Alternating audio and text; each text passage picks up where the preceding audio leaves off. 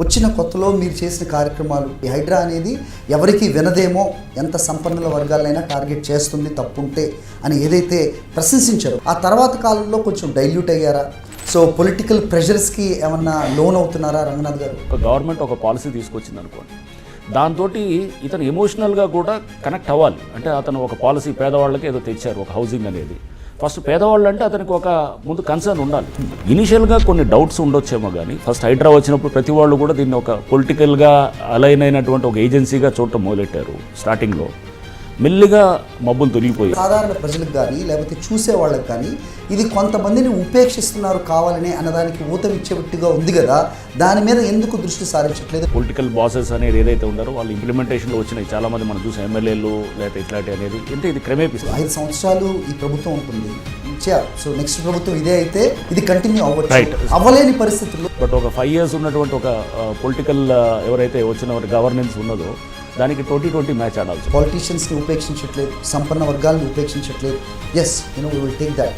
Having said that, మరి ఎంఐఎం పార్టీకి సంబంధించి ఓవైసీకి సంబంధించిన ఈ హాస్పిటల్ దాని విషయంలో మాత్రం దాతృత్వంతో మేము చేయలేకపోయామనో చెప్పటం ఎంతవరకు సంబంధించి? ఆ ఐడియా క్రమేపీ పబ్లిక్ డిమాండ్స్ నుంచి, ఎక్స్పీరియన్సెస్ నుంచి అది మారుతూ వస్తున్నది అనమాట. సోషల్ యాంగిల్ని చూసారా సార్? పుస్తకాలైనా మమ్మల్ని బయటికి తీసుకొనివ్వండి అని ఒక చిన్న విద్యార్థి, ఒక గర్ల్స్ ఈ బాధని అనుకుంటే కనుక మరి తక్కిన లక్షల మంది దాన్ని ఎవడు చూస్తాడు? ఆ బాధని ఒక కానిస్టేబుల్ కింద హోంగార్డ్ ఎవరో ఒకటి చేంజ్ చేసుకుంటాడు ఎవరు. Does it mean the whole system is subscribe to that philosophy? No, absolutely not. దాన్ని చూపించి ఇదిగో ఇలా ఒక హోంగార్డో లేదా కానిస్టేబుల్ బిహేవ్ చేశాడు, ఇలా చేశాడు కాబట్టి పోలీస్ అంతా ఇలానే థింక్ చేస్తుందంటే fundamentally that is not a correct. అది రాజ్యాంగం ఇన్నిసార్లు ఎంత మోర్ దెన్ 110 times అమెండ్ అయినాయి. ఓకే, సో రాజ్యాంగమే అమెండ్ అవుతున్నప్పుడు సో మనం ఒక బ్లూ ప్రింట్ అనేది it has to be modified. Time తోటి వచ్చే ఎక్స్పీరియన్సెస్ తోటి, అనుభవాలతోటి దాంతో మార్చుకుంటూ పోతుంటాం. రాబోయే జిహెచ్ఎంసీ ఎన్నికలు ఏదైతే ఉంటాయో దాంట్లో మీరు చేస్తున్న ఈ మంచి కార్యక్రమం వచ్చే రిజల్ట్ని దీన్ని ఒక రెఫరెండంగా భావించవచ్చు. Hydraa is not the only factor, there are hundreds of other factors. Government అన్ని ఫ్యాక్టర్స్ నుంచే ఒక గవర్నమెంట్ కానీ అక్కడ ఎలక్షన్ అనేది వస్తుంది. Hydraa is one such factor. Okay, డెఫినెట్గా. Hello, welcome to Sakshi. ప్రభుత్వాలు మారినప్పుడల్లా బ్యూరోక్రాట్స్ మారుతూ ఉంటారు. ప్రభుత్వ అధికారులు కొన్నిసార్లు వాళ్ళు సంచలనాలకి కేంద్ర బిందువుగా మారుతుంటారు. ఇప్పుడు మనం మాట్లాడబోయే వ్యక్తి ఇవి రంగనాథ్ గారు, హైడ్రా కమిషనర్ అంటే కొత్తగా పరిచయం అక్కర్లేని పేరు. ఆయన తీసుకున్న పాత్ర ఏదైనా సరే నేను ఇంతకుముందు చెప్పినట్టుగా సంచలనాలకి కేంద్ర బిందువుగానే ఉంటారు. సో గుడ్ బ్యాడ్ అనేది మనకి చరిత్ర చెప్తుంది, గుడ్ ఆ బ్యాడా అనేది. బట్ ఆయన ఎప్పుడు రైట్గానే ఉన్నారు అని ఆయన చెప్తారు. అఫ్కోర్స్ చాలామంది అదే నమ్ముతారు. అంత ప్రస్తుతం మనం ఉన్నాం, మాట్లాడదాం. నమస్తే సార్. నమస్కారం అండి. సో ఇంట్రోలో ఏమన్నా తప్పుగా చెప్పాను? ఏం లేదు, మీరు ఏదైనా కానీ ఫ్రీడమ్ ఆఫ్ స్పీచ్ ఉంది సార్. సో మీకు you are free to whatever మీ ఎయిర్ యువర్ ఎక్స్ప్రెషన్స్. ఎస్, క్రిటిసిజంని చాలా రైట్ స్పిరిట్లో తీసుకునే కొంతమంది అధికారులు మీరు ఒకరు, అది మాకు తెలుసు sir. I'm not trying to praise you on your face. Hydraa so ప్రస్తుతం రాబోతున్న ఎన్నికలు అవ్వచ్చు, జిహెచ్ఎంసీ అనేది ఎప్పుడు కూడా ఒక హాట్ టాపిక్గా ఉంటుంది, ముఖ్యంగా కాంగ్రెస్ ప్రభుత్వం ప్రస్తుతం ఉంది కాబట్టి. నేను క్వశ్చన్ మొదలుపెట్టే ముందు sir, I will just narrate you something that ఈ రోజున్న ప్రస్తుత పరిస్థితుల్లో బ్యూరోక్రాట్స్ని ఎవరి కింద అయితే వాళ్ళు పనిచేస్తారు, ఆఫ్కోర్స్ అధికార ప్రభుత్వం ఏదైతే అధికారంలో ఉంటుందో వాళ్ళని వేరుగా చూసే పరిస్థితులు లేవు. I don't know whether it is fortunate or unfortunate, right? మిమ్మల్ని ఏ రకంగా మీరు చూసుకుంటారు before people see you as? How do you see your self?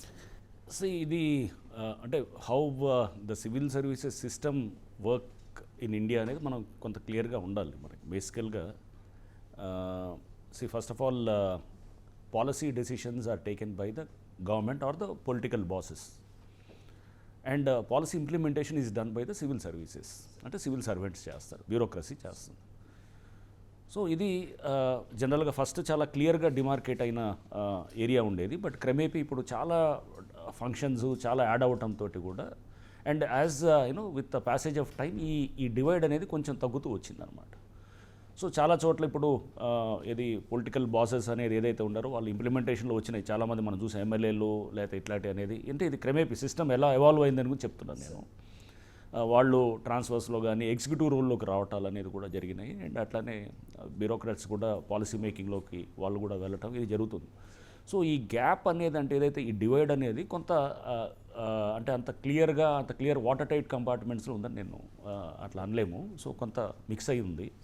But one thing is sure, మీరు అన్నట్టు ఏంటంటే ఎయిదర్ అగైన్ పాత బ్రిటిష్ టైంలో ఉన్న కాన్సెప్ట్స్ ఆఫ్ అది ఏది మన న్యూట్రాలిటీ, నెక్స్ట్ కొన్ని ఎనానమిటీ, ఇవన్నీ కొన్ని దేవదేర్ మన వెబేరియన్ బ్యూరోక్రసీ నుంచి చూస్తూ వచ్చినటువంటిది. మ్యాక్స్ వెబర్ బ్యూరోక్రసీ ఎవరైతే చదివి ఉంటారో గనక.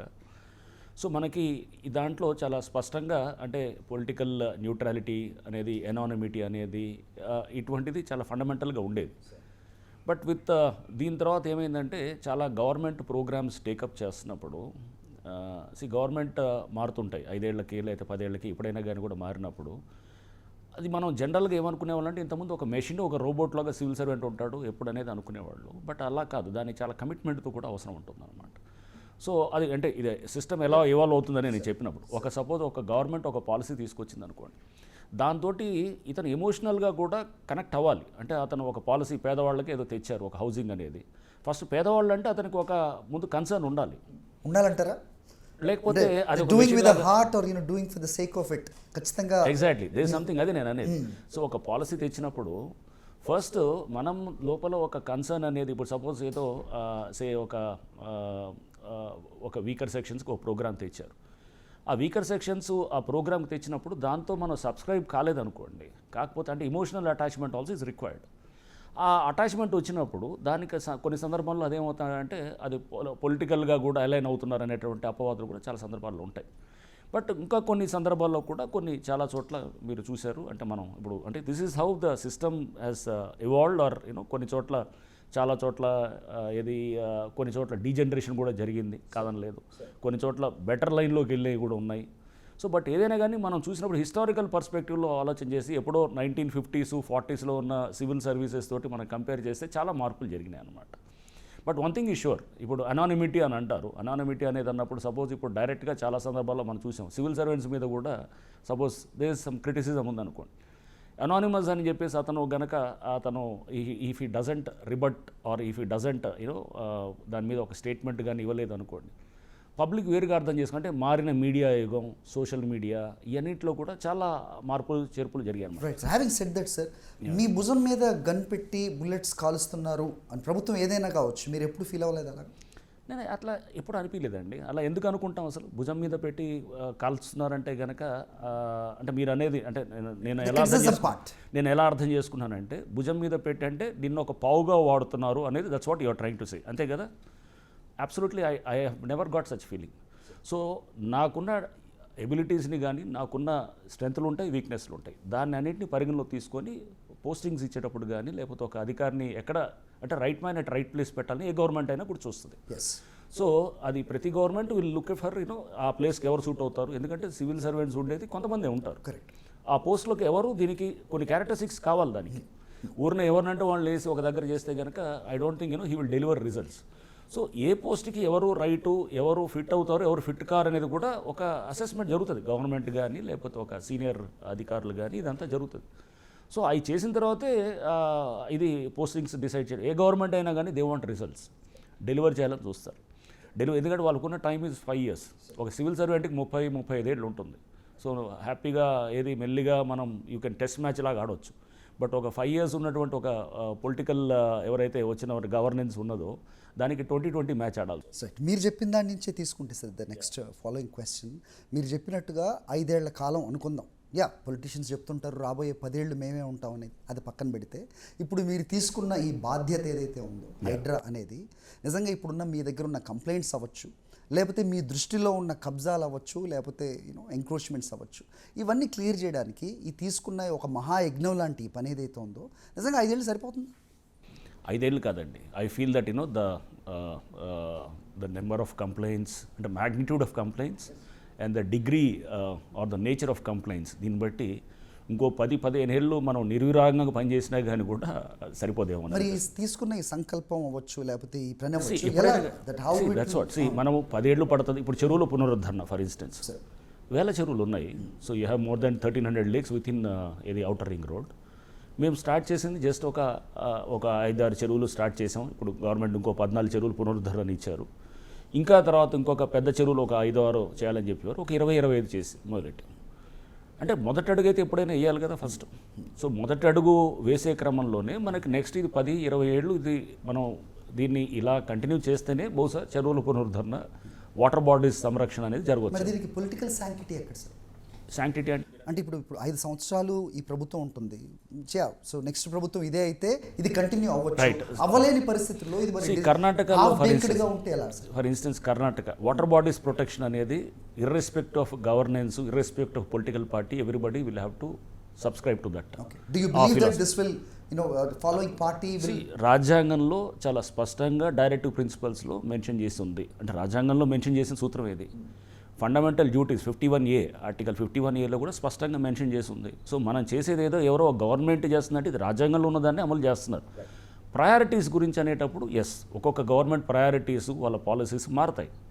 మారినప్పుడు ఒకళ్ళు దీనికి ఎంఫసిస్ ఇవ్వచ్చు, ఒకళ్ళు దానికి కొంచెం తక్కువ చేయొచ్చు. But examples like many states, for instance ఇప్పుడు కర్ణాటక ఉంది. కర్ణాటకలో 2008లో మొదలెట్టారు ఇది చెరువుల పునరుద్ధరణ ఇదంతా అనేది. సో చాలా గవర్నమెంట్లు మారాయి. ఇక్కడ కాంగ్రెస్ గవర్నమెంట్ వచ్చింది, జనతాదళ్ వచ్చారు, లేకపోతే బీజేపీ వచ్చారు, వాళ్ళందరూ వచ్చినా కానీ they continued the same policy. So అంటే ఇనిషియల్గా కొన్ని డౌట్స్ ఉండొచ్చేమో కానీ ఫస్ట్ హైడ్రా వచ్చినప్పుడు ప్రతి వాళ్ళు కూడా దీన్ని ఒక పొలిటికల్గా అలైన్ అయినటువంటి ఒక ఏజెన్సీగా చూడటం మొదలెట్టారు స్టార్టింగ్లో. మెల్లిగా మబ్బులు తొలగిపోయాయి. But I would say it other way around, sir. Yeah. వచ్చిన కొత్తలో మీరు చేసిన కార్యక్రమాలు, ఫర్ ఎగ్జాంపుల్ కన్వెన్షన్ అవ్వచ్చు, ఈ పరిస్థితుల్లో అసలు ఈ హైడ్రా అనేది ఎవరికి వినదేమో, ఎంత సంపన్నుల వర్గాలైనా టార్గెట్ చేస్తుంది తప్పుంటే అని ఏదైతే ప్రశంసించారో, కామన్ మ్యాన్గా నేను మాట్లాడుతున్నాను సార్, ఆ తర్వాత కాలంలో కొంచెం డైల్యూట్ అయ్యారా?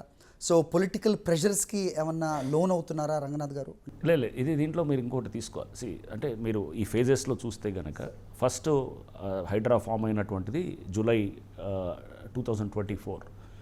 సో ఆగస్ట్లో we went on demolitions, convention చేశాము, చాలా ఇతర ఎంక్రోచ్మెంట్స్, గండిపేటలో రిసార్ట్స్ అవన్నీ చేసిన తర్వాత దెన్ ఫస్ట్ కొన్ని కాన్సెప్ట్స్ అన్నీ కూడా FTL బఫర్ అనేటటువంటి కాన్సెప్ట్స్ చాలామందికి అప్పటిదాకా తెలియని కాన్సెప్ట్స్ అన్నీ తెలిసాయి. మాకు కూడా we have learned that there are certain మన అప్రోచ్లో చేశాము, బాగానే ఉంది, పబ్లిక్ తీసుకెళ్లే దాంట్లో ఉంది, కానీ మనం ఫండమెంటల్గా కొన్ని అడ్రస్ చేయాల్సిన ఇష్యూస్ ఉన్నాయి దీంట్లో అని చెప్పేసి అర్థమైందన్నమాట. అట్లా మనం ఇంకా నెక్స్ట్ మనం బ్రాడర్ పిక్చర్ అంటే FTL డిసైడ్ చేయాలి, లేకపోతే కనుక ఆల్రెడీ ఇల్లులు కట్టేసి ఉంటారు, ఎప్పుడో కట్టేసి ఉంటే కనుక వాటిని మనం ఎలా హ్యాండిల్ చేయాలి అంటే సోషల్ యాంగిల్ చూడాలి దాంట్లో. నెక్స్ట్ తర్వాత పర్మిషన్స్, సోషల్ యాంగిల్ని చూసారా సార్? తప్పకుండా, అందుకోసం కదా ఎన్నో బస్తీలు ఉన్నాయి. ఇప్పుడు మనకి ఎగ్జాంపుల్ మీకు కన్వెన్షన్ కూలగొట్టినప్పుడే మీరు ఆ పక్కన అవతల there are some lot of ఇది స్లమ్స్ కాలనీస్ ఉన్నాయి. But at the same time పుస్తకాలైనా మమ్మల్ని బయటికి తీసుకొనివ్వండి అని ఒక చిన్న విద్యార్థి, ఒక గర్ల్ స్టూడెంట్, దిస్ ఇస్ మీకు చూడాలి హరి, ఇట్లా ఏంటంటే this is how the social media has taken up. వాళ్ళు వెస్ట్రన్ ఎక్కడో ఒక డెమాలిషన్లో కింద ఎక్కడో 100,000 మంది పనిచేస్తుంటారు. ఎవరో సపోజ్ ఒక డిమాలిషన్లో somebody does and high handed, ఇప్పుడు పోలీసులో ఉంటుందండి, ఒక కానిస్టేబుల్ కింద హోమ్ గార్డ్ ఎవరో ఒకటి చేంజ్ చేసుకుంటాడు ఎవరు. Does it mean the whole system is subscribing to that philosophy? No, absolutely not. దాన్ని చూపించి ఇదిగో ఇలా ఒక హోమ్ గార్డో లేదా కానిస్టేబుల్ బిహేవ్ చేశాడు, ఇలా చేశాడు కాబట్టి పోలీస్ అంతా ఇలానే థింక్ చేస్తుందంటే fundamentally that is not a correct this thing assessment. But at the same time sir exactly, so చాలా చోట్ల మేము ఏమేం చేసాం తర్వాత వీ లెర్న్డ్ దట్ ఇది మనం అసలు ముందుగానే అక్కడ కింద కమ్యూనికేట్ చేసినప్పుడు అది రీచ్ అవ్వట్లేదు. నల్ల చెరువు కూకట్పల్లి ఉదాహరణకి మేము చెప్పాము 3 రోజుల ముందు, చెప్పిన తర్వాత కూడా అక్కడ కిందకి రీచ్ కాలేదు. అంటే ఓనర్స్ ఒకళ్ళు, ల్యాండ్ ఓనర్సు, దాంట్లో షెడ్లు వేసుకొని టెనెంట్స్ ఉన్నవాళ్ళు ఇంకొకళ్ళు. మేము ల్యాండ్ ఓనర్స్కి కమ్యూనికేషన్, ఎందుకంటే మా దగ్గర అడ్రస్లు అయ్యే ఉంటాయి, ఎవరు గవర్నమెంట్ నుంచి వచ్చేటప్పుడు ఆ ల్యాండ్ ఎవరు పట్టా ఎవరి పేరు మీద వాళ్ళకి కమ్యూనికేట్ చేసాం. వాళ్ళు చెప్తారని అనుకున్నాం టెనెంట్స్ ఎవరున్నారు, అది కమ్యూనికేట్ కాలేదు. కమ్యూనికేట్ కాకుండా మేము 3 రోజుల తర్వాత then we went and removed in the FTL. వాళ్ళకి కమ్యూనికేట్ కాలేదనేది అప్పుడు మాకు అర్థమైందనమాట. అప్పటికి కొంత టైం ఇచ్చి వాళ్ళకి చేసిన తర్వాత దెన్ వీ థాట్ మనం ఇక మీద చేయాలంటే కనుక డైరెక్ట్గా అక్కడ ఉన్నవాడికే కమ్యూనికేట్ చేస్తే, నాట్ త్రూ దిస్ మనం ఏది టెనెంటో అది పట్టేదారుకో వాళ్ళకి కాకుండా డైరెక్ట్గా, అంటే ఇవన్నీ ఒక ఎక్స్పీరియన్స్ తోటి మనకి అర్థమైన విషయాలు అన్నమాట. అందుకోసమే దీన్ని చేసినప్పుడు కొంత మనకి ఇష్యూస్ ఎలాంటివి వస్తున్నాయి, ఎలాంటివి మనం వస్తాయి ఫేస్ చేయాలి. ఇప్పుడు ఫర్ ఇన్స్టెన్స్ హిమాయత్ సాగర్ ఉంది, హిమాయత్ సాగర్ చుట్టూ చాలా రిసార్ట్స్ ఉన్నాయి, చాలా ఎగ్జాక్ట్లీ దట్స్ వాట్. దానికి ఇంతవరకు FTL డిసైడ్ కాలేదు. FTL డిసైడ్ కావాలి, గండిపేటకి డిసైడ్ అయింది, అందుకోసం తీయగలిగాం. FTL హిమాయత్ సాగర్ చేయాలంటే ఇప్పుడు FTL డెసిషన్ అనేది ఇప్పుడు జరుగుతుంది. సో లాట్ ఆఫ్ ఇన్ఫర్మేషన్ తీసుకుంటున్నాం. అన్నీ తీసుకుని దానికి వన్స్ ఒకసారి ఎఫ్టీఎల్ డిసైడ్ అయిన తర్వాత ఏ ఫామ్ హౌస్ ఏది వస్తాయి కనుక definitely that will be removed. So పెద్దవాళ్ళని టచ్ చేయట్లేదు అనేది ఇది కూడా ఒక నెరేటివ్ స్ప్రెడ్ చేశారు.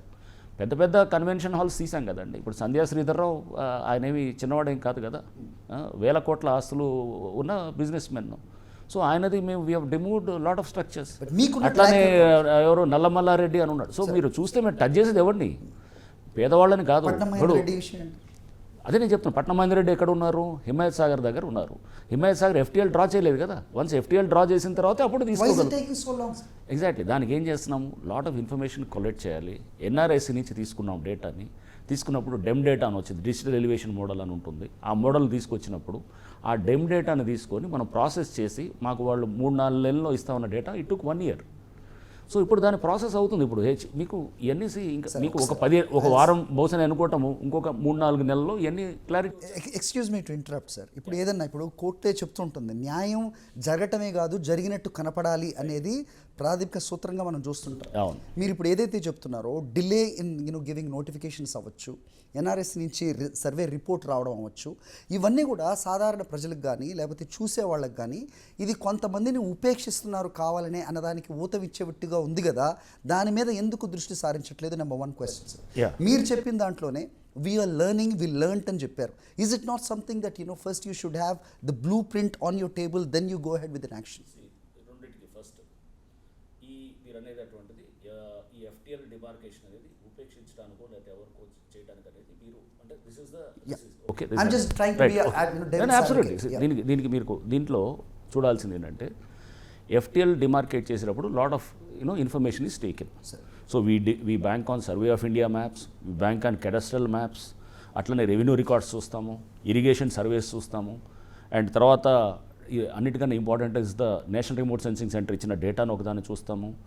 ఇట్లా అంటే మనకి ఇంకా మనం రివర్స్ ఇంజనీరింగ్లో అంటే ఆయకట్టు బట్టి వెనక్కి వచ్చి వాటర్ లెవెల్ ఎట్లా ఉందనే దాంతో కూడా చేస్తున్నాం. అంటే మేము ఒక 10 పద్ధతుల్లో చెక్ చేస్తున్నాం ఒక ఏరియా ఎఫ్టీఎల్ అనే దానికి రావడానికి అనమాట. ఇవన్నీ తీసుకున్న తర్వాత దాన్ని బట్టి అప్పుడు the largest or the biggest area will be considered అనేది, that is the guidelines which were given 16th LPC అని ఉంటుంది లేక్ ప్రొటెక్షన్ కమిటీలో, దాంట్లో క్లియర్గా ఉంది. సో ఇవన్నీ తీసుకున్నప్పుడు దీంట్లో మనం చేసేటప్పుడు చాలా జాగ్రత్తగా వర్క్ చేయాలన్నమాట. ఇప్పుడు మీరు ఇవన్నీ కూడా టైమ్ ఈజ్ ద హీలర్ అండి, టైమ్ విల్ టెల్. ఇదే మాటలు చాలా 1 year బ్యాక్ చాలా మాటలు మాట్లాడారు అందరూ కూడా. ఏంటంటే హైడ్రా అనేది పేదవాళ్ళ మీదకి వెళ్తుంది. మరి మేము చేసిన ఎంక్రోచ్మెంట్స్ రిమూవల్ ఒక 1200-1300 ఎకరాలు ఉంటుంది, దాని వాల్యూ ఈజ్ దాదాపు 60-65 వేల కోట్లు ఉంటుంది. ఎకరాల్లో వచ్చినటువంటి దానికి మేము చేసిన operations would be about hardly ఒక 500-600 ఉంటాయి. అంటే యావరేజ్ని మీరు చూస్తే కనుక ఒక 3-4 ఎకరాలు ఒక ఆపరేషన్లో ఉన్నట్టు. 3-4 ఎకరాలు అంటే 100 కోట్లు ఇక్కడ. సో పేదవాళ్ళ మీదకి పోతే కనుక అన్ని 100 కోట్లు ఎక్కడి నుంచి వస్తాయి, 1000 కోట్లు ఎక్కడి నుంచి వస్తాయి. అంటే this is how the narrative has been build. అంటే దీన్ని కూడా మనం చూసాం మన ఎలక్షన్స్ అప్పుడు కూడా public have come voluntarily on to the roads. వచ్చి వాళ్ళు మేము చేసి స్టేజ్ మేనేజ్ చేసి మీరు వచ్చి రండి అని వెనకాల నుంచి నెట్టింది కాదు, వాళ్ళకే వాళ్ళు స్వచ్ఛందంగా రోడ్ల మీదకి వచ్చారు. మా దగ్గరికి ఎందుకు ఇంతమంది వస్తుంటారు ప్రజావాణి అయినా ఇప్పుడు ఉంది, కాసేపట్లో మనకి టెలికాన్ఫరెన్స్ ఉంది, మీరు చూడండి. ద రెస్పాన్స్ విల్ బి అది హ్యూమంగస్ అనమాట. అంటే బేసికల్గా ఎందుకు నమ్మకం వస్తుంది, there is a system here, ఒక agency which is really trying to do something. నేను ఐఎమ్ నాట్ సేయింగ్ 100% చేస్తామని కాదు, మా ఎబిలిటీస్ ఉంటాయి కొన్ని, డెమోక్రటిక్ సెటప్ అండ్ నేను మా ఎబిలిటీస్ ఇవన్నీ. నెవర్ సీ దట్ ఎవడైనా ఇప్పుడు 100% మీడియా 100% చేస్తారా, లేదా ఏజెన్సీ అయినా 100% చేస్తుందా? But we strive for excellence. So మార్కులు 70 కావాలా 80 కావాలా? పర్ఫెక్షన్ అంటే వాట్ ఈస్ పర్ఫెక్షన్? 100% అనేది ఇప్పుడు ఎవరైనా కానీ కూడా 100% అనే దాన్ని పెట్టి మాట్లాడటం అనే దానికి at least we try to reach 70-80%. ఇన్నాళ్ళు ఆ సిస్టమ్స్ లేవనే కదా, ఇన్నాళ్ళు ఫెయిల్ మార్కులు వస్తున్నాయి సిస్టమ్స్కి చాలా వాటికి అనేదానికే కదా గవర్నమెంట్ హైడ్రాన్ తీసుకొచ్చింది. So that is how you have to see. So number 1. And the second question which you asked is regarding ఏది మీరు FTL గురించి మాట్లాడారు. FTL గురించి. FTL is learning process. Learning, right. First you should have everything కదా, తర్వాత చేసినట్టు ఈ విమర్శలు వచ్చే కాదు కదా మీకు. అది కూడా మీరు చూడండి, బ్లూ ప్రింట్ అనేది ఇప్పటికీ వీఆర్ లెర్నింగ్, ఇంకొక 10 ఏళ్ల తర్వాత కూడా will be learning. So don't ever think that learning will is a continuous process. ప్రతి ఎక్స్పీరియన్స్ ఇస్ ఆల్సో కొత్త ఎక్స్పీరియన్స్ అనమాట, దాని నుంచి నేర్చుకుంటాం. So learning is a perpetual and continuous process. That's what I'm trying. But ప్రభుత్వ యంత్రాంగం ఇప్పుడు ప్రతి లెర్నింగ్లో కూడా నేర్చుకుంటుంది అనేది ప్రజలు యాక్సెప్ట్ చేస్తారని మీరు అనుకుంటున్నారు సార్? అది యాక్సెప్ట్ చేయాలి. నాకు అన్నీ తెలుసు అనేది ఫస్ట్ ఆ భ్రమలోంచి బయటికి రావాలని అంటున్నాను. First let us shatter those myths అండి. లెటస్ నాకు అన్నీ తెలుసు అని ప్రభుత్వం కాబట్టి, ఒక సివిల్ సర్వెంట్ కాబట్టి, లేకపోతే ఒక బ్యూరోక్రసీ కాబట్టి నాకు అన్నీ తెలుసు, నాకు మొత్తం ఐ హ్యావ్ కంప్లీట్ నాలెడ్జ్ అని అంటే అంతకన్నా ఇంకా తప్పు. ఇది మీరు మాకు ఇంత స్ట్రాంగ్గా చెప్తున్నారు. ఎగ్జాక్ట్లీ చెప్పగలరా మీరు? ఇదే 100%. కోర్టుకు కూడా మీరు చెప్పినప్పుడు this is how we have worked out అన్నట్టు. ఆ రోజు మా దగ్గర ఇన్ఫర్మేషన్ బట్టి మేము చెప్తున్నాం. నెక్స్ట్ ఇన్ఫర్మేషన్ వేరే వస్తాయి కనుక దాన్ని బట్టి చెప్తాం, అంతే అనమాట. So it's all. కోర్టుకి చెప్పినా కానీ కూడా అదే ఉంటుంది. కోర్టుకి మేము ఇక్కడ చెప్పేదానికి విరుద్ధంగా ఏం చెప్పమండి. That's how the facts are projected. This is how the ఇప్పుడున్న ఫ్యాక్ట్స్, ఇప్పుడున్నటువంటి మనకి మాకున్నటువంటి సమాచారం మేరకు, మాకున్న అనాలిసిస్ మేరకు this is how. NRSC data అనేది, సపోజ్ ఎన్ఆర్ఎస్సి డేటా 1 year తర్వాత ఇప్పుడు వచ్చింది. 1 year బ్యాక్ ఆ డేటా లేదు కదా. అప్పుడు ఎఫ్టీఎల్ అనే దాని గురించి ఈరోజు I have seen in some paper Ameenpur చెరువు గురించి రాస్తూ ఏది ఇంతకుముందు 90 ఎకరాలు అన్నారు. ఎన్ఆర్ఎస్సి అనేది ఈ రోజు కొత్తగా వచ్చింది కాదు కదా సార్. ఇంకా టెక్నాలజీ అండి ఉండొచ్చండి. ఇప్పుడు ఏ ఉంది, టెక్నాలజీస్ వాడే కొద్దీ ఇంకా మెరుగ్గా మనం ఎలా చేయాలనే దానికి పోతుంటాం. అంటే you try to improve the system. So మనం నాకు అన్నీ తెలుసు అంటే కనుక ఇంప్రూవ్మెంట్ లేదు. ఇక నాకు అది అనేది అంటే బ్లూ ప్రింట్ అనేది ఎక్కడ ఉండదు. మనం బ్లూ ప్రింట్ ఒకటి పెట్టుకొని ఇదే బ్లూ ప్రింట్ అని అనుకుంటే కనుక అంతకన్నా ఇంకా ఏది ఇది అంటే నేను అనేది ఇంకా మనకు బహుశా ఏది అన్నీ తెలుసు అనేటువంటి భావన అనేది, first of all blueprint is there. ఒక బ్లూ ప్రింట్ ఉంటుంది ఖచ్చితంగా. ఇనీషియల్ బ్లూ ప్రింట్ ఉంటుంది. రాజ్యాంగం అమెండ్ అవుతుందండి. సో మనం ఎంత అనేది రాజ్యాంగం ఇన్నిసార్లు ఎంత మోర్ దెన్ 110 times అమెండ్ అయినాయి. ఓకే, సో రాజ్యాంగమే అమెండ్ అవుతున్నప్పుడు సో మనం ఒక బ్లూ ప్రింట్ అనేది it has to be modified. Time తోటి వచ్చే ఎక్స్పీరియన్సెస్ తోటి, అనుభవాలతోటి, దాంతో మార్చుకుంటూ పోతుంటాం. Right sir. సో మీకున్న ట్రాక్ రికార్డ్ని బట్టి మీరు మొదటగా ఇనిషియల్గా మీరు చెప్పిన దాంట్లో ప్రభుత్వం మారినప్పుడు వాళ్ళు ఏ అధికారులు అయితే దీన్ని పగడ్బందీగా దాన్ని బాధ్యత నిర్వహించగలరో వాళ్ళని వేసుకుంటారు అనేది ఎస్ కరెక్ట్. అది అలాంటిది ఇప్పుడు మీరు చెప్తున్నారు, మీరు పాలిటీషియన్స్ని ఉపేక్షించట్లేదు, సంపన్న వర్గాలని ఉపేక్షించట్లేదు. Yes we will take that. Having said that, మరి ఎంఐఎం పార్టీకి సంబంధించిన, ఓవైసీకి సంబంధించిన ఈ హాస్పిటల్ దాని విషయంలో మాత్రం దాతృత్వంతో దాన్ని మేము వాట్ ఎవర్ మేము చేయలేకపోయామనో లేకపోతే ఆ రకంగా నిర్ణయం తీసుకున్నామని చెప్పటం ఎంతవరకు సమంజసం? ఇక్కడ మీరు చాలా స్పష్టంగా చూడాలి. ఓవైసీ కాలేజ్ సంబంధించిన పక్కన సల్కం చెరువు అని ఉంటుంది. దాని మీద కూడా మేము గతంలో కూడా చెప్పడం జరిగింది. చాలా ప్రెస్ మీట్స్లో కూడా హ్యావ్ క్లారిఫైడ్. సో దాంట్లో కూడా ఇంతవరకు నోటిఫికేషన్ అవ్వలేదు, ఫైనల్ నోటిఫికేషనే కాలేదు. ప్రిలిమినరీ నోటిఫికేషన్ అయింది December 2016. ఓవైసీ కాలేజ్ కన్స్ట్రక్షన్ జరిగింది 2015 అండ్ April 2016లో కన్స్ట్రక్షన్ జరిగింది. అంటే 2000 before the notification it self college has come up. ఆ కాలేజ్తో పాటు చుట్టూ చాలా బస్తీలు కూడా వచ్చాయి, చాలా కాలనీస్ ఉన్నాయి అక్కడ. సో అవన్నీ కూడా ఎఫ్టీఎల్లో అప్పుడు ప్రిలిమినరీ నోటిఫికేషన్ డ్రా చేసిన దాంట్లో ఉన్నాయన్నమాట. ఆ తర్వాత వచ్చింది దాంట్లో. సో అంటే ఇప్పుడు చాలా బిల్డింగ్స్ ఉన్నాయి అట్లా. So it's not just Owaisi college ఎందుకు మనం టార్గెట్ చేస్తున్నాం. ఇప్పుడు మల్లారెడ్డి కాలేజ్ ఉండొచ్చు, ఇంకో పుల్లారెడ్డి ఉండొచ్చు, ఇంకో వెంకటరెడ్డి ఉండొచ్చు, లేదా ఇంకెవడో సమ్ XYZ చాలా ఉండొచ్చు. అసలు దుర్గం చెరువులో చాలా బిల్డింగ్స్ ఉన్నాయి అసలు మొత్తం.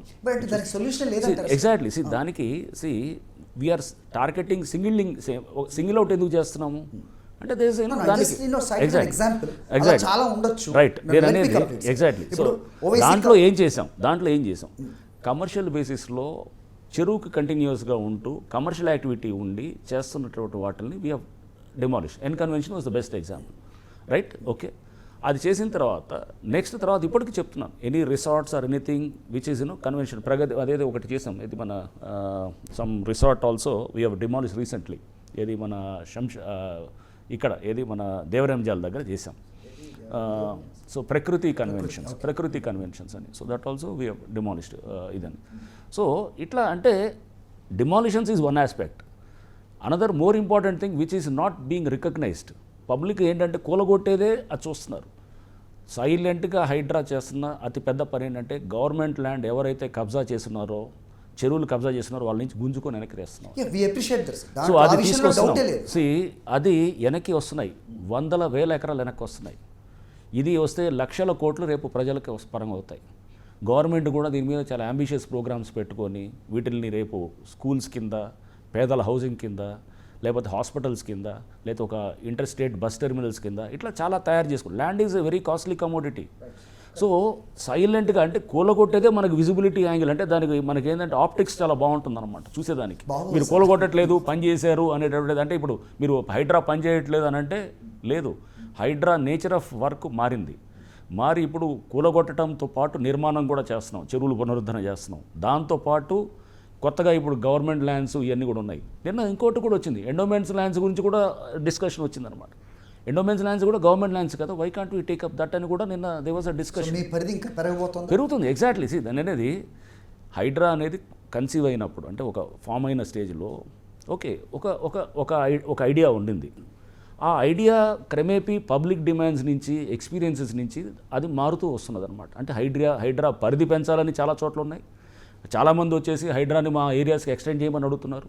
ఎందుకు అడుగుతారంటే ఎప్పుడైనా కానీ కూడా పబ్లిక్ ఎప్పుడు అడుగుతారు, చాలామంది వచ్చేసి ఊర్ల నుంచి కూడా వచ్చేసి నా దగ్గరకు వస్తుంటారు. మన ఎవరో కామారెడ్డి నుంచి ఒక బృందం వచ్చారు, ఇక్కడ హైడ్రా యాక్ట్ చేయట్లేదు అంటే బాబు మాకు అక్కడ పరిధి లేదని చెప్పి. సో అంటే పర్సనల్ లెవెల్లో మీ మీదున్న నమ్మకంతో లేకపోతే మీ నిక్కచ్చితనం మీద నమ్మకంతో వస్తున్నారు, దాంట్లో ఎవరు కాదనరు సార్.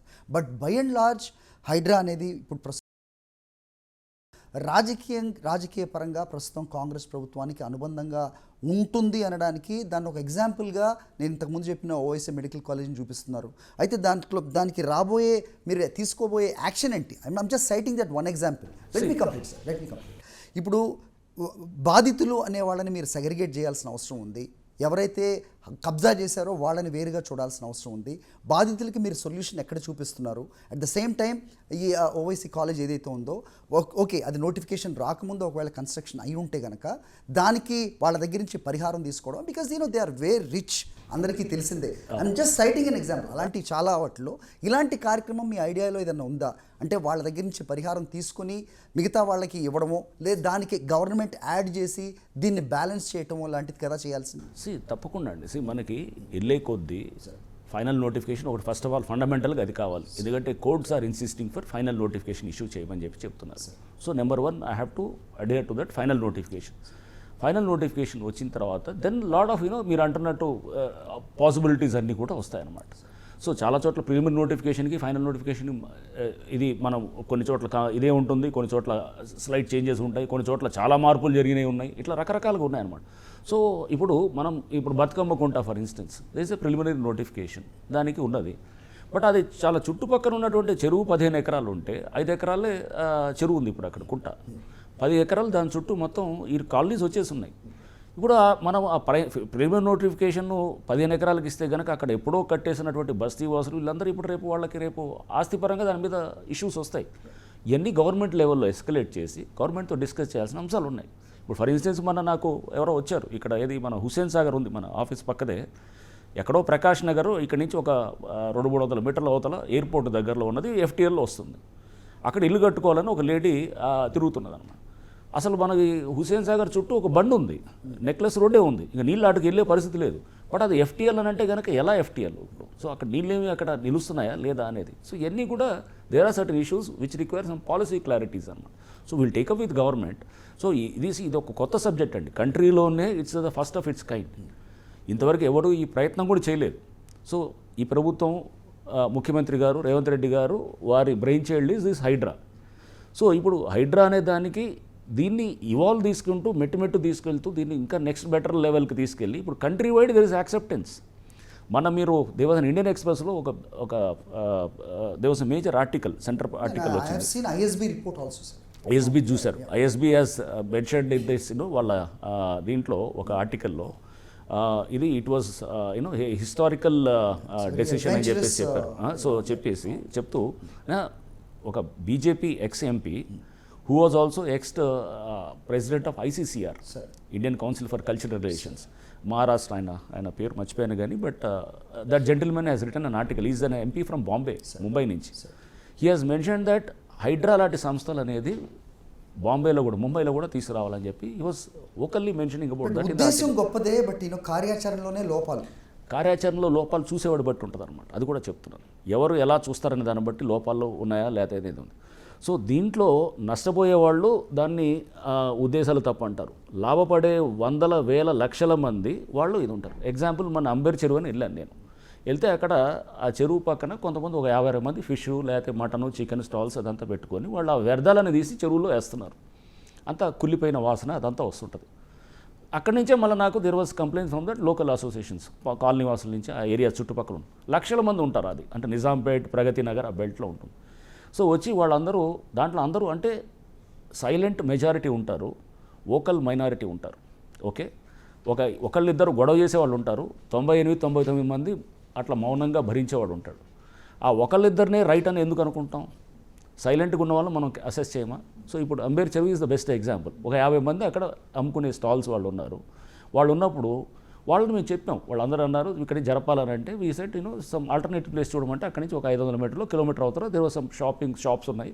మున్సిపాలిటీ లోకల్ వాళ్ళు, జిహెచ్ఎంసీ వాళ్ళు అందరం కూర్చొని we worked out and we set that అక్కడ షిఫ్ట్ అవ్వాలి చేస్తున్నప్పుడు తర్వాత వాళ్ళు దే సెట్ లేదు మేము జరగం అని అన్నారు. జరగమంటే సరే చట్టపరంగా చేయాల్సిన పనులు చేస్తాం, బట్ నాట్ దట్ మీరు నేను పొల్యూట్ చేస్తాను, నేను నడిపిస్తాను, బట్ స్టిల్ నేను కంటిన్యూ అవుతుంది, మేము ఎలా చేసినా కానీ కూడా మేము ఎఫెక్ట్ అవుతున్నాము అంటే కనుక ఎఫెక్ట్ అవుతారు, ఖచ్చితంగా అవుతారు. ఒక లక్షలో 10 మంది ఎఫెక్ట్ అవ్వచ్చు. 99,990 మంది దాంతో బెనిఫిట్ అయ్యే వాళ్ళు ఉంటారు. ఆ 10 మంది ఇంట్రెస్ట్లో ఎందుకు మాట్లాడతాం? మీరు చెప్పేది అదే, హౌ టు దీనివల్ల ఇందాక నేను అంటే పాయింట్కి వచ్చినప్పుడు ఎవరు చూస్తున్నారు? ఆ 10 మంది షాప్ వాళ్ళు చూసినప్పుడు హైడ్రాను ఒక భూతంగా చూస్తారు. 9,90,900 some whatever 9,99 something whatever ఆ ఫిగర్ ఏదైనా కానీ కూడా that majority sees HYDRAA as a ఇది ఒక వచ్చిన బూన్ లాగా ఒక దీనికి అంటే ఇది మాకు ఇన్నాళ్ళు లేని ఒక సంస్థ ఇప్పుడు మాకు ఒక సంస్థని తీసుకొచ్చింది ప్రభుత్వం అనే విధంగా చూసేవాళ్ళు ఉన్నారు. But they are silent. Right sir. దాన్ని మనం పరిగణలో తీసుకోవట్లేదు. ఇది చూసి మనం ఇప్పుడు ఆ వోకల్ మైనారిటీ లేని సైలెంట్ మెజారిటీని జనాలు గుర్తించడం కష్టమే సార్. ఎస్ మీరు చెప్తున్నారు. లేని సైలెంట్ మెజారిటీ అనేది కూడా it's only with passage of టైంలో అర్థమవుతుంది. సో మీరు చూశారు మొన్న ఎలక్షన్ అప్పుడు కూడా lot of people have come forward. అదేం మేము చెప్పింది కాదు అది. ఇప్పుడు ఒకవేళ దాన్ని సైలెంట్ మెజారిటీ ఉన్నారనే దానికి ఏంటంటే అర్థం మనం తెలుసుకోవాల్సింది, రేపు మనకు వచ్చే రెస్పాన్స్ కానీ వేల మంది వస్తున్నారు, వేల అప్లికేషన్స్, వేల పిటిషన్స్ వస్తున్నాయంటే దాని అర్థం ఏంటంటే ఎప్పుడు వస్తాయి ఒక పిటిషన్స్ కానీ ఇది నమ్మకం కలిగినప్పుడు వస్తాయి. ఈ వ్యవస్థ ఏదో చేస్తుంది. సో మీరు అంటే ఇంతకుముందు నేను ఇంట్రొడక్షన్లో చెప్పినట్టుగా సంచలనం ఎందుకన్నానంటే ఒక ఆయేషా ఇది అవ్వచ్చు, లేదంటే మన వరంగల్ ఇక్కడ జరిగిన హత్య అమృత అండ్ ప్రణయ్ ఇది అవ్వచ్చు. సో వీటన్నిటిలో కూడా దట్ మీ మీద ఎంత ప్రైజింగ్స్ వస్తాయో అంత విమర్శలు కూడా వస్తూ ఉంటాయి. మీరు పొలిటికల్గా ఎలా అయ్యారనో లేకపోతే అదో. సో ప్రస్తుతం హైడ్రా అనగానే మిమ్మల్ని ముందుకు తీసుకొచ్చి పెట్టారు. అఫ్కోర్స్ వీ సీ దట్ మీరు యూనిఫామ్ తోటి సాక్షి స్టూడియోలో వచ్చి కూర్చున్నారు కూడా, మీకు గుర్తుండే ఉంటుంది. మీరు తీసుకునే రిఫార్మ్స్ కానీ లేకపోతే యాక్షన్స్ కానీ ఆ రకంగా ఉంటాయి. రైట్. సో విమర్శలకి నెరవరా ఎప్పుడు వస్తాయని తెలిసే ప్రిపేర్ అయి ఉంటారా రంగనాథ్ గారు? Because one of the prime criticism is మీరు ఉండే ప్రాంతం, మీరు ఉండే ఇల్లే FTLలో ఉంటుంది అనే వాళ్ళకి ఇచ్చే సమాధానం అదే. సో ఇదే నేను ఎప్పుడు మేము ఉండే ఇల్లు నేను మధురా నగర్లో ఉంటానండి. సో మా వెనకాల 1 కిలోమీటర్ అవతల అంటే ఏరియల్ డిస్టెన్స్ కిలోమీటర్ అవతల కృష్ణకాంత్ పార్క్ ఉంటుంది, ఒకప్పుడు చెరువు. అది అంటే చెరువు దిగువ ప్రాంతంలో నేను ఉంటాను. చెరువు దిగువ ప్రాంతంలో first of all FTL buffer ఉండదు. ఓకే. సో ఫండమెంటల్స్ చాలా క్లియర్గా ఉండాలి. కాంట్రవర్సీ కోసం కూడా కాంట్రవర్సీ చేశాడు అంటే అతనికి అది చెప్పిన వాడికి కాస్త మెయిన్ అంటే పనిచేయాలిగా, సెన్సస్ పనిచేయాలిగా. ఇప్పుడు అసలు బండి ఒకటి ఉంటుంది, చెరువు ఎట్లా తయారు చేస్తారండి? ఇప్పుడు నీళ్ళు వస్తున్నాయంటే కనుక కట్టేస్తాం, కట్టేస్తే కట్ట పైన నీళ్ళు నిలుస్తాయి, కట్ట కిందకి వెళ్తాయి నీళ్ళు వెళ్ళవు కదా. కట్ట కింద మేము ఉంటున్నాం, ఏది కిలోమీటర్ అవతల. అక్కడ FTL ఎందుకు వస్తుంది అసలు? చెరువు కట్ట పైన మునుగుతా పక్కన అక్కడ ఉంటుంది FTL. సో ఫండమెంటల్గా కొన్ని అంటే ఇట్లాంటివి ఉన్న వాటిని దాన్ని అట్లా ఏమైంది అప్పుడు కొంత మీడియాలో కూడా కొంత సోషల్ మీడియాలో కూడా తీసుకెళ్ళినప్పుడు జనాలు ఏమనుకుంటారు, అరే వీళ్ళే FTL బఫర్లో ఉంటే కనుక ఇతనేంటి ఇలా చేస్తున్నాడు అనుకోవచ్చు. ఇవన్నీ this is how the narratives have been build. HYDRAA మీద దాడి ప్రతి వాడు కూడా అన్ని యాంగిల్స్లో చేస్తున్నారు, ఇప్పటికీ జరుగుతూనే ఉంది. ఈ అన్నిటికీ నిలబడతాననే చెప్పి కదా నన్ను తీసుకుంది ఇప్పుడు. సో ఈ అన్నిటికీ క్రిటిసిజం వస్తుంది.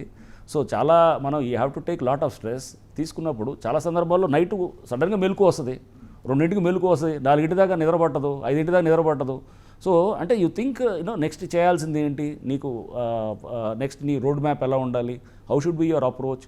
So there is lot of stressful situations ఉంటాయి, but you have to manage the stress and regulate of the situation. Right. బయటకు వస్తూ ఉండాలి, ఒక్కొక్క పరిస్థితులు వచ్చినప్పుడు దాని నుంచి బయటకు వస్తూ దాన్ని ఇంకా బెటర్గా తీసుకెళ్ళడానికి ఉంటుంది. ఇలాంటి క్రిటికల్ సిచ్యువేషన్ నుంచి బయటకు వచ్చే ప్రయత్నం సుంకర నరేష్ అలాగే చంద్రు శ్రీనివాస్ ఈ ఎపిసోడ్లో రంగనాథ్ గారి పాత్ర నిజంగా లేకుండానే ఉంటుందా అనే కొంతమంది రాజకీయ విమర్శలు అవ్వచ్చు, జనరల్ పబ్లిక్ వాళ్ళకు కూడా సమాధానం మీరు ఏం చెప్తారు సార్? ఎందుకు అంతవరకు తావిచ్చారు? రంగనాథ్ గారు ఎంత నిక్కచ్చిగా ఉంటారు, ఎవరినైనా చూస్తే కనుక ఒక IPSగా సహజ లక్షణం ఏంటంటే అవతల వాళ్ళని మీరు ఆల్మోస్ట్ గుర్తించగలరు. అలా లేదు. మీరు ఇంకోటి, మీరు ఎవరన్నా వస్తే ఫోటోలు దిగుతుంటారు, దిగి మనం బయటికి వెళ్ళిన తర్వాత ఎవడేం చేస్తాడు, రాజేంద్ర ప్రసాద్ సినిమాలు ఉంటాయి మనం చూస్తే కనుక, ఇక్కడ డోర్ దగ్గర ఓకే ఉంటాను సార్ అని అంటాడు, ఇక్కడే తిట్టించుకుంటారు, బయటికి వెళ్ళి అంతా ఓకే చెప్పేసాం అన్నట్టు ఉంటారు అన్నమాట. సో రకరకాల మంది రకరకాలుగా వచ్చేవాళ్ళు ఉంటారు, ఫోటోలు దిగే వాళ్ళు ఉంటారు, వచ్చి బయటికి వెళ్ళి దాన్ని వేరుగా ప్రచారం చేసుకునే వాళ్ళు ఉంటారు. ఇది రాజకీయ నాయకులు చెప్తే యాక్సెప్ట్ చేస్తారు సార్ జనాలు, నాట్ ఎన్ ఐపీఎస్ ఆఫీసర్. నేను late of people they come with representation. నా దగ్గరికి 1000 మంది వచ్చి రిప్రజెంటేషన్స్ ఇస్తుంటారు. ఒక రిప్రజెంటేషన్ ఇస్తాడు, ఒకటి అంటాడు నేను ఆర్టీఐ యాక్టివిస్ట్ అంటాడు, ఒకటి అంటాడు నేను ఎవడో సమ్ పొలిటికల్ రిప్రజెంటేటివ్ కార్పొరేటర్ అంటాడు, ఒకటి అంటాడు నేను ఏదో పొలిటికల్ రిప్రజెంటేటివ్ అంటారు. So they come and give a representation. They say that sir మాకు ఒక చిన్న ఫోటో తీసుకుంటాం అని అంటారు. Okay fine, what is wrong in taking a photograph? ఎవరో వస్తారు ఒక పార్టీ పరంగా మేము రిప్రజెంటేషన్ ఇచ్చామని చెప్పి మాకు ఉండాలని చెప్పి మా ప్రజావాణిలో వస్తారు, ఇక్కడ ఇస్తారు. దాన్ని బయటకు వెళ్ళిన తర్వాత ఎవడు ఎలా యూజ్ చేస్తున్నాడు అనేది కూడా ఉండాలిగా.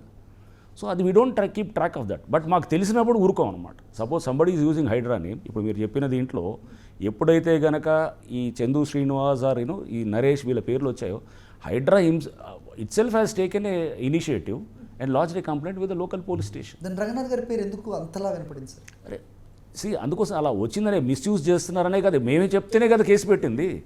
నేను చెప్తేనే లేదు. అసలు రంగనాథ్ పేరు ఒకవేళ కనుక రంగనాథ్ ఇన్వాల్వ్ అయితే కనుక ఎందుకు కేసు పెడతాడండి? కేసు ఎందుకు పెడతాడు? ఎందుకు చేయమంటున్నారు? ఫండమెంటల్స్ అనేది. So let us get into those things. ఫండమెంటల్గా కేసు ఎందుకు పెట్టి ఎందుకు తవ్వమని అడుగుతారు? నేను తవ్వి కాల్ డేటాలు తీయండి, చాట్స్ తీయండి, తీసి చెక్ చేయండి వాట్ హ్యాస్ హ్యాపెండ్. సో మా దగ్గర కొన్ని దానికి ముందు చేసే ముందు మేము కొన్ని ఆడియోస్ అవన్నీ కూడా రికార్డ్ చేసాం. ఆ రికార్డ్ అంతా కూడా ఉంది. సో ఆల్ దట్ ఊరినే ఏదో మనకేదో గాల్లో నుంచి ఏదో తీసుకొచ్చి ఊరినే తీసుకొచ్చి పెట్టేది కాదనమాట. సో దాన్ని చేయాల్సిన ఫస్ట్ డ్యూ డెలిజెన్స్ చేసిన తర్వాతే, కొంత ఇన్ఫర్మేషన్ మా దగ్గర తీసుకొచ్చిన తర్వాతే ఎస్ దిస్ ఈజ్ ఆల్ డెఫినెట్గా this has to B probed in to, దీన్ని చేయమని చెప్పి. ఒక 50 లక్షలకి సంబంధించిన ఈ పర్టికులర్ ఎపిసోడ్ మీ వరకు, మీ పేరు వినిపించేంత వరకు వచ్చింది. మీ నిజాయితీతో ఆఫ్ కోర్స్ మీరు చాలా స్ట్రైట్గా చెప్తున్నారు, ఆ ఫోన్లో నా రికార్డ్స్ ఉన్నాయంటే తీయండి, లేదంటే నేను అలాంటిది అంతే నిజాయితీగా పైనుంచి కింద వరకు చూస్తే హైడ్రాలో పనిచేసే ప్రతి వ్యక్తి ఉండాల్సిన అవసరం ఉంది కదా. మరి హైడ్రాకి సంబంధించిన వాళ్ళ మీద కూడా కేసులు పడుతున్నాయి అనేది మీ దాకా వచ్చింది అసలు? కేసులు పడతాయండి. ఇట్స్ లైక్ కేసులు అంటే కోర్టులో కేసులు పడుతుంటాయి. సో చాలా దాదాపు we have more than writ petitions దాదాపు 1000 దాకా ఉన్నాయి ఇప్పుడు. కంటెంప్ట్ కేసెస్ కూడా దాదాపు మోర్ దెన్ 50 కంటెంప్ట్స్ ఉన్నాయి. సో కంటెంప్ట్స్ ఉండి దాంట్లో నా మీదే 30 పైన కంటెంప్ట్స్ ఉన్నాయి. సో కేసులు వేస్తుంటారు. ఇప్పుడు బతుకమ్మ కుంట ఇస్ ద బెస్ట్ ఎగ్జాంపుల్. నిజాయితీ విషయంలో మాట్లాడుతున్నాను, అందరూ అంత నిజాయితీగా. నేను అనేది అది ఎక్కడన్నా ఏమన్నా స్పెసిఫిక్గా వస్తే కనుక వీల్ రిపాట్రియేట్ స్ట్రైట్గా అనమాట. దట్ ఈస్ దృష్టికి వస్తున్నాయి సార్. వస్తే చెప్తున్నా కదా, నేను చాలామందిని మేము ఇప్పుడు వచ్చినప్పుడు we change the duties. Or నేను ఎందుకు దీన్ని ఇప్పుడు ఫోన్ ఇన్ పెట్టింది ఎందుకు పెట్టామండి? ఇప్పుడు మీరు సింపుల్గా ఇప్పుడు చూస్తే ఇప్పుడు ఉంది ఒక 10 నిమిషాల్లో ఫోన్ ఇన్ స్టార్ట్ అవుతుంది. ఎందుకు పెడుతున్నాము? నన్ను రీచ్ అవ్వటానికి చాలామంది కష్టపడుతున్నారు అనే దానికి there are systems, but we don't know. అందరు రీచ్ అవ్వడానికి కష్టపడుతుండొచ్చు, లేకపోతే ఎక్కడేమన్నా డెలిబరేట్గా ఎక్కడన్నా అడ్డులు ఆబ్స్టకల్స్ పడుతున్నాయా, అందుకోసమే we're trying to give an access. సిస్టంలో ఇస్తున్నాం అనమాట. ఎవడైనా ఎక్కడి నుంచైనా మాట్లాడితే ఇమీడియట్గా నోట్ చేసుకుంటాం. ఎందుకు నేను రివ్యూస్ ఎక్కువ చేస్తుంటాము, ఎందుకు ఎక్కువ ప్రజావాణి ఎందుకు పెడుతున్నాము? ఎవరైనా రావచ్చు, బట్ ప్రజావాణి కూడా దాంట్లో ఏంటంటే కొన్నే ఇస్తాము, బట్ కొంతమందిని ఆపేయవచ్చు. ఎవరన్నా అన్పాలటబుల్గా ఉండే ఇట్లాంటివి ఉంటే ఒక జిల్లా ఎస్పీగా ఉన్నప్పుడు ఆర్ కమిషనర్గా ఉన్నప్పుడు చూసేవాళ్ళం. అక్కడ బయట కొంతమంది ఎస్ఐలు సిఐలు వాళ్ళు ఉండి అరే బాబు నువ్వు వెళ్ళి చెప్పకని చెప్పి ఇక్కడే ఆపేస్తుండేవాళ్ళు అనమాట. అట్లాంటివి కూడా జరగవచ్చు. అంటే ఎందుకంటే we immediately take action. So అట్లా చెప్పి నేను మళ్ళీ సార్ట్అవుట్ చేద్దామని చెప్తుండొచ్చు. అందుకోసం we're giving access to phone in, making it more transparent.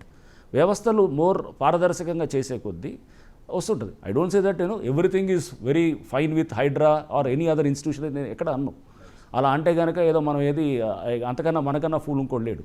ప్రతి సిస్టంలో డెఫినెట్గా as it grows there will be certain limitations, weaknesses ఉంటాయి.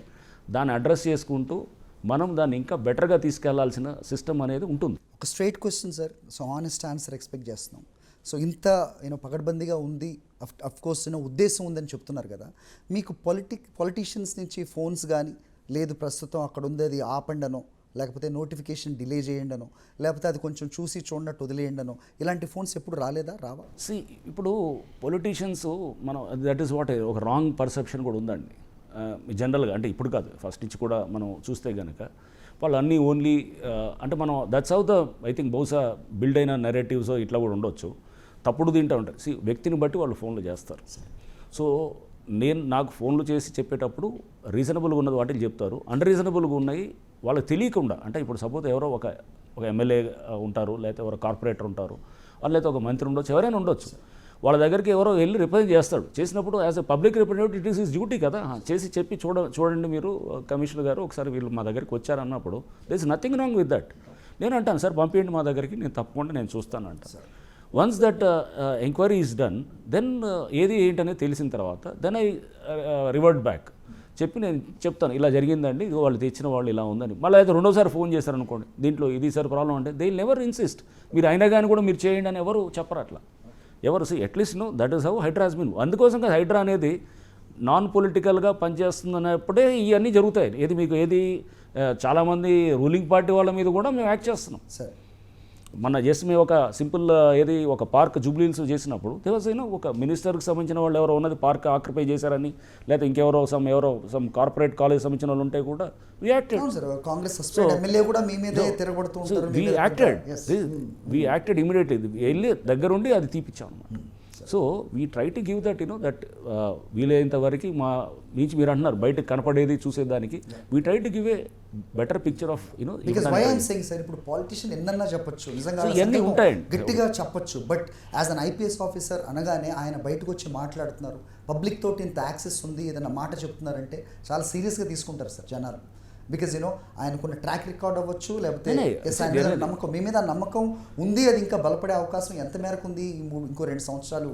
తప్పకుండా అండి. నేనేసి ఇప్పుడు ఆ నమ్మకం ఉండబట్టే కదా ఇప్పుడు నేను అనేది పబ్లిక్ రెస్పాన్స్ ఒక గీట్రాయిగా తీసుకుంటాను, దీన్ని ఒక పారామీటర్గా తీసుకోవాలి. So that is a measure of the నమ్మకం అనమాట. ఇప్పుడు మీకు వస్తున్నాయంటేనే మీకు అది ఇప్పుడు మాకు ఎప్పుడైతే రెస్పాన్సు ఈ విధంగా ఉందో పబ్లిక్ నుంచి ఉన్నప్పుడు then yes we're on the track అనే అనిపిస్తుంటుంది.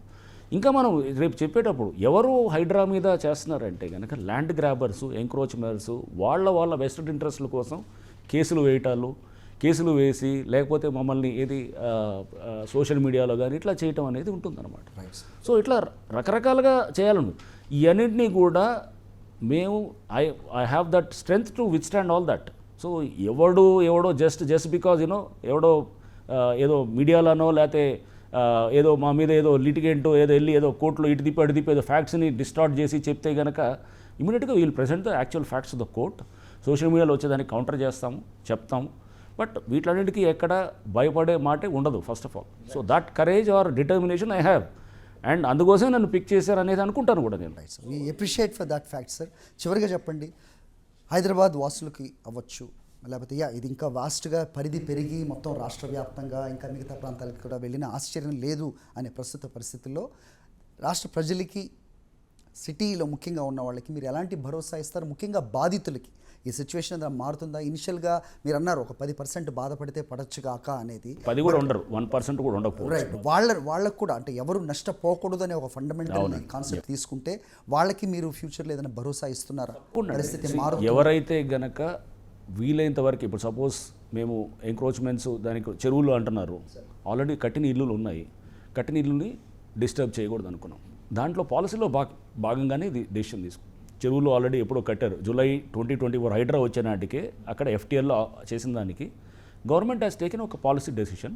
ఆల్రెడీ ఎప్పుడో కట్టారు, కాలనీస్ వచ్చేసాయి, బస్తీలు వచ్చాయి, నల్లకుంట చెరువు పూడిచిపోయింది మొత్తం. కృష్ణనగర్ మన ఉంది, మా ఇంటి దగ్గర ఉంటుంది యూసఫ్గూడ దగ్గర కృష్ణనగర్, ఆ కృష్ణనగరే ఒకప్పుడు చెరువు, అది మొత్తం వచ్చేసాయి. అలాంటి చెరువు నుంచి చేస్తానే కాలనీలు బస్తీలు కూలగొడతాం. ఇవన్నీ these are all part of that. బాధితుల వైపు మాట్లాడేదే ఈ పాలసీ ఎవల్యూషన్ అనమాట.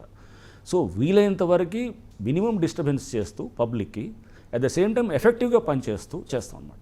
సో పేదల్ని ముందు పెట్టి ఎగ్జాంపుల్ కొండాపూర్లో 35 ఎకరాలు ల్యాండ్ని మేము రికవర్ చేసాం.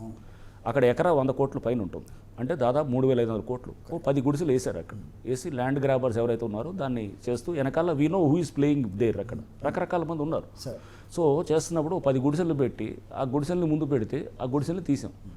బుల్డోజర్ ఫోటో పెట్టి అక్కడ గుడిసెలు వాళ్ళు పెట్టి 3,500 కోట్ల అసలు ఆ 10 గుడిసెలు ఉన్నవాళ్ళు వాళ్ళు కంట్రోల్ చేయగలుగుతారండి? సింపుల్, అర్థం చేసుకునే దాంట్లో ఉండాలన్నమాట. ఈ డ్రామాలు ఇంకెన్ని రోజులు చేస్తాము? ఇంకా ఇన్నాళ్ళు ఇదే కదా చేస్తూ వచ్చింది, ఇంకా చేసుకుంటూ పోదాం. ఇప్పటికే మనం సిస్టమ్ భ్రష్టు పడితేనే కదా హైడ్రా ఇన్స్టిట్యూషన్ తీసుకొచ్చి క్రియేట్ చేసి దీనికి ఒక బెటర్ పద్ధతులు తీసుకెళ్ళాలి. ఇంకా చేసుకుంటూ పోతే కనుక దీనికి అంతే ఉంది. Right, so sir. Let's try to get a better సిచ్యువేషన్కి పోదాం, బెటర్ పరిస్థితికి వెళ్ళటానికే HYDRAA will work for that. And government has given complete mandate for it, complete support has been there from government side. So better వైపు తీసుకెళ్ళి systems improve చేసి as country అనేది నిజమైన progress వైపు వెళ్తుంది అనేటటువంటి డైరెక్షన్ మనం ఇచ్చాం అనుకోండి, that is what what is wanted అనేది. Well taken sir, thank you so much giving us time sir. So ఎంత నిబద్ధతతో అయితే మీరు చేస్తున్నారో, ఎంత నిజాయితీగా మీరు మాట్లాడుతున్నారో, సో ఇదే ఇంకా బలపడి మీరు చేస్తున్న ఈ కార్యక్రమంలో పేదలకి మంచి జరగాలి. పేదలకి, సమాజానికి, జస్ట్ డో నాట్ సెగ్రిగేట్ పేదలు ఒక్కటే కాదండి, పేదలతో పాటు అందరికీ సమాజం అనేది మనం పేదలు ఆటోమేటిక్గా బెనిఫిట్ అవుతారు. ఇవన్నీ చేసే కొద్దీ, సిస్టమ్స్ అయ్యే కొద్దీ ఆటోమేటిక్ బెనిఫిట్ అవుతారు. పేదల్ని చూపించి ముందు పెట్టి కొంతమంది పెట్టేసి అంతా పేదలు అంతా ఇదని చెప్పేటటువంటి ఈ టైప్ ఆఫ్ నెరేటివ్, ఈ టైప్ ఆఫ్ థింకింగ్ స్వస్తి పలకాలి. Right, sir, you have పలికి clarity. ఎగ్జాక్ట్లీ. సో ఆ క్లారిటీ నాకు చాలా స్పష్టంగా ఉంది. అది ముందు పెట్టి డ్రామాలు ఆడితే కనుక దాని హైడ్రా ఎలా హ్యాండిల్ చేయాలో అలా హ్యాండిల్ చేస్తాం. Thank you so much sir, Thank you. Thanks for your time.